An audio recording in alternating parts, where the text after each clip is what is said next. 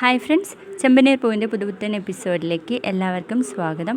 അങ്ങനെ സച്ചിയുടെ അച്ചമ്മ രേവതിക്കും വർഷയ്ക്കും ശ്രുതിക്കും ചന്ദ്രയോട് ഊട്ടി കൊടുക്കാൻ പറയുമ്പോൾ അവർ ഉണ്ടോളും എന്ന് പറയണേ. അത് പറ്റില്ല, നീ എൻ്റെ മുന്നിൽ നിന്ന് ഊട്ടി കൊടുത്തേ പറ്റൂ എന്ന് പറഞ്ഞ് നിർബന്ധിച്ച് ചന്ദ്രയെ കൊണ്ട് അവരെ ഊട്ടിപ്പിക്കുന്നുണ്ട്. അങ്ങനെ ചന്ദ്ര വർഷയ്ക്കും ശ്രുതിക്കും നല്ല സന്തോഷത്തോടെയാണ് കേട്ടോ കൊടുക്കുന്നത്. രേവതിക്കാണെങ്കിൽ അങ്ങ് തള്ളി കൊടുക്കണേ. ഇത് കാണുന്ന അച്ചമ്മ മറ്റ് 2 പേർക്കും കൊടുത്ത അതേ സന്തോഷത്തിൽ തന്നെ രേവതിക്കും നീ ഊട്ടണം എന്ന് പറഞ്ഞിട്ട് വീണ്ടും വീണ്ടും ഊട്ടിക്കാണ്. ഇത് കാണുന്ന സച്ചി പറയുന്നുണ്ട്, ഓടിപ്പോയ ബ്രദേഴ്സ്, ഈ മുഹൂർത്തം ഒന്ന് വീഡിയോ എടുത്തു വെച്ചോളൂ, പിന്നീട് അത് കിട്ടില്ല എന്ന് പറയുമ്പോൾ രവിയും പറയണേ, എടാ സുധി, ശ്രീകാന്തേ അതൊന്ന് വീഡിയോ ആക്കടാ എന്ന് പറയുമ്പോൾ അവർ വീഡിയോ എടുക്കുന്നുണ്ട്. അങ്ങനെ എല്ലാവരും ഓരോരോ റൂമിലേക്ക് പോവാണ്. ശ്രുതി ഇങ്ങനെ ഫോണിൽ നോക്കിക്കൊണ്ടിരിക്കുന്ന സമയത്ത് ശ്രുതി അങ്ങ് ചെല്ലാണ് കേട്ടോ. അപ്പൊ ശ്രുതി അവിടുത്തെ ഈ വീട്ടിലെ റൂമൊക്കെ ചെറുതാണ്, നിനക്ക് അഡ്ജസ്റ്റ് ചെയ്യാൻ പറ്റുമല്ലോ, നീ മലേഷ്യയിലൊക്കെ ജീവിച്ച ആളല്ലേ എന്ന് ചോദിക്കുമ്പോൾ ശ്രുതി പറയുന്നുണ്ട്, എനിക്ക് ഇഷ്ടപ്പെട്ടു, കുഴപ്പമൊന്നുമില്ല എന്ന് പറയാം കേട്ടോ. നിന്റെ ഇളയച്ച എന്തായാലും നാളെ വരുമല്ലോ. ആ വരും, വന്നിട്ട് വേണം എനിക്കൊന്ന് അടിച്ചു പൊളിക്കാൻ എന്ന് പറഞ്ഞ് കിടക്കാണ് കേട്ടോ ശ്രുതി. ഇത് കേൾക്കുന്ന ശ്രുതി പരുങ്ങലോടെ നിൽക്കുക കേട്ടോ. തുടർന്ന് മറ്റൊരു റൂമിലേക്ക് ശ്രീകാന്ത് ചെല്ലാണ്. ആ സമയത്ത് നമ്മുടെ വർഷയാണെങ്കിൽ കൊതുക് കടിക്കുന്നു വിചാരിച്ച് ലോഷനൊക്കെ തേക്കാണ് കേട്ടോ. ഇപ്പോഴാണ് എനിക്ക് മനസ്സിലായത് ശ്രീകാന്തിന്റെ ചേട്ടന് എങ്ങനെ ഇങ്ങനത്തെ സ്വഭാവം കിട്ടിയെന്ന കാര്യം. ഇവിടുത്തെ അച്ചമ്മയുടെ അതേ സ്വഭാവ. ശ്രീകാന്തിന്റെ ചേട്ടൻ ഇവിടെയല്ല വളർന്നത്, അതുകൊണ്ട് അങ്ങനെ ആയിപ്പോയത് എന്നൊക്കെ പറയാട്ടോ വർഷ. ആ സമയത്ത് ശ്രീകാന്ത് പറയുന്നുണ്ട്, അച്ചമ്മയ്ക്ക് പറ്റാത്തത് കണ്ട അച്ചമ്മ പറയും. അതുപോലെ തന്നെയാ സച്ചിയേട്ടനും. 2 പേരും പാവങ്ങളാ. പാവമൊന്നല്ല, ശ്രീകാന്തിന്റെ ചേട്ടൻ ഇവിടെയും എന്നെ ഇൻസൾട്ട് ചെയ്യാം, അതൊന്നും കാര്യമാക്കണ്ട, നമ്മളിവിടെ വന്ന് എൻജോയ് ചെയ്യാനല്ലേ എന്ന് ശ്രീകാന്ത് ചോദിക്കുമ്പോൾ എല്ലാവരുടെയും മുൻപിൽ വെച്ച് എന്നെ ഇൻസൾട്ട് ചെയ്താൽ എങ്ങനെയാ മിണ്ടാതിരിക്കാന്ന് ചോദിക്കാട്ടോ വർഷ.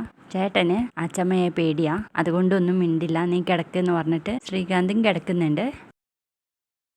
അങ്ങനെ നമ്മുടെ രേവതി ആണെങ്കിൽ രാത്രിയിലും പൂ കെട്ടിക്കൊണ്ടിരിക്കുകയാണ്. ആ സമയത്ത് സച്ചി വന്ന് പറയുന്നുണ്ട്, ഓരോരുത്തർ വിളിച്ചിട്ട് എന്താ കട തുറക്കാത്ത, എപ്പോഴാ പൂ കിട്ടുക എന്നൊക്കെ ചോദിക്കുന്നു തുടങ്ങി രേവതി എന്ന് പറയുമ്പോൾ രേവതിക്കാകെ സന്തോഷമാവാണേ. ആ സമയത്ത് നമ്മുടെ മുത്തശ്ശിയും രവിയും അങ്ങോട്ടേക്ക് വരുന്നുണ്ട്. ഇതൊക്കെ രാവിലെ കെട്ടാ, മോള് പോയി കിടക്ക് എന്ന് പറയാട്ടോ. അപ്പൊ സച്ചി പറയുന്നുണ്ട്, മുത്തശ്ശിക്ക് ഇവളെ അറിയായിട്ടാ, പൂ കണ്ട ഇവളെ കെട്ടിയിട്ടേ ഉള്ളൂ, ബാക്കിയുള്ള കാര്യങ്ങൾ ചെയ്യുക. അപ്പോൾ രവി അമ്മയോട് പറയും, അല്ല സച്ചി ഇവക്ക് പൂക്കട ഇട്ട് കൊടുത്തത് അമ്മ അറിഞ്ഞില്ലേ?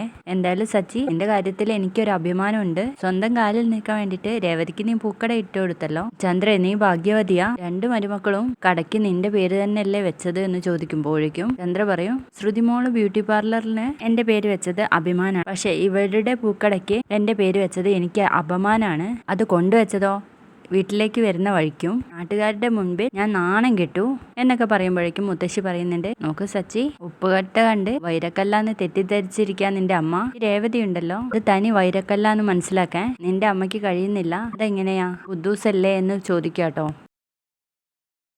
ദേ അമ്മ, ഇന്ന് വഴക്ക് പറയുന്നതൊക്കെ കൊള്ളാം, നാളെ എന്നെ വഴക്ക് പറയരുത്, ശ്രുതിയുടെ ഇളയച്ചൻ വരും എന്ന് പറയുമ്പോൾ മുത്തശ്ശി ചോദിക്കുന്നുണ്ട്, ഇളയച്ചൻ വരും വരും എന്ന് പറഞ്ഞിട്ടല്ലാതെ വന്നിട്ടൊന്നും ഇല്ലല്ലോ. നാളെ ഉറപ്പായിട്ടും വരും, അവിടുത്തെ തിരക്കൊക്കെ കഴിഞ്ഞിട്ട് വേണ്ട അയാൾക്ക് വരാൻ, അതാ വൈകുന്നതെന്ന് ചന്ദ്ര പറയുമ്പോൾ ശ്രുതിയോട് ചോദിക്കുന്നുണ്ട് കേട്ടോ, ഇളയച്ചൻ വരും എന്നുള്ളത് ഉറപ്പല്ലേ എന്നുള്ള കാര്യം. എല്ലാവരും അയാളോട് നന്നായിട്ട് പെരുമാറണം. രേവതി നാളെ രാവിലെ തന്നെ അടുക്കള കാര്യങ്ങൾ ഫുള്ള് നോക്കണം എന്ന് പറയുമ്പോഴേക്കും അച്ചമ്മ പറയുന്നുണ്ട്, അതൊക്കെ നീ അങ്ങ് നോക്കിയാൽ മതി എന്ന്. അതിനുശേഷം നമ്മുടെ സച്ചിയാണെങ്കിൽ പറയുന്നുണ്ട്, രേവതി നിന്റെ പൂ കെട്ടൽ കഴിഞ്ഞെങ്കിൽ നീ പുറത്തേക്ക് വാ, ഞാൻ ബെഡൊക്കെ കൊണ്ടുപോയി പുറത്തിടാ എന്ന് പറഞ്ഞിട്ട് പോവാൻ കേട്ടോ.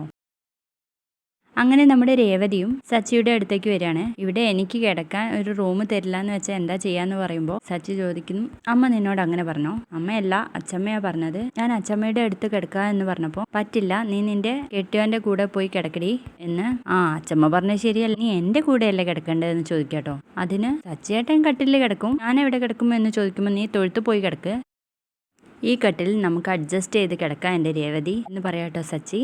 ഇവിടെ കിടന്ന നല്ല തണുപ്പാ, ജലദോഷം പിടിക്കുന്നു രേവതി പറയുമ്പോൾ ഇവിടെ കിടന്നാൽ നല്ല സുഖമാണ്, മുകളിൽ ആകാശം താഴെ ഭൂമി, പോരാത്തതിന് നല്ല തണുത്ത കാറ്റാണ്, നല്ല നിലാവും ഉണ്ട് എന്ന് പറയുമ്പോൾ നിലാവൊന്നില്ല, അമാവാസി കഴിഞ്ഞതല്ലേ ഉള്ളൂ, എനിക്ക് നിലാവ് വേണമല്ലേ, ഞാൻ ഇപ്പോൾ വരാം, നീ അവിടെ ഇരിക്കി എന്ന് പറഞ്ഞിട്ട് സച്ചി വീട്ടിനുള്ളിൽ പോയിട്ട് ഒരു കുടയും മൊബൈലും എടുത്തിട്ട് വരാം കേട്ടോ. ഇതെന്താ സച്ചിയേട്ടാ കുടയൊക്കെ ആയിട്ട്? നീയല്ല പറഞ്ഞേ മഞ്ഞ് കൊണ്ട് ജലദോഷം പിടിക്കുമെന്ന്, അതിന് വേണ്ടിയാ ഇത് എന്ന് പറഞ്ഞിട്ട് കട്ടില്ല കുട ഇങ്ങനെ കെട്ടി വെക്കുക കേട്ടോ. അപ്പൊ രേവതി ചോദിക്കുന്നുണ്ട്, ആളുകൾക്കൊക്കെ കണ്ടാൽ എന്താ വിചാരിക്കുക സച്ചിയേട്ടാ? ആളുകൾ കണ്ടാൽ പലതും വിചാരിക്കട്ടെ, ഇതെന്റെ വീട്, എന്റെ കട്ടിൽ, എന്റെ കുട എന്നും പറഞ്ഞതൊന്നും കേൾക്കാതെ ഇങ്ങനെ കെട്ടിക്കൊണ്ടിരിക്കുക കേട്ടോ. എവിടെ അപ്പോൾ നിലാവ് എന്ന് ചോദിക്കുമ്പോൾ ആ നിനക്ക് നിലാവ് വേണമല്ലേ എന്ന് പറഞ്ഞിട്ട് മൊബൈലിന്റെ ടോർച്ച് എടുത്ത് അടിച്ചിട്ട് കുടയിൽ ഇങ്ങനെ ഫിറ്റ് ചെയ്യാണ് കേട്ടോ.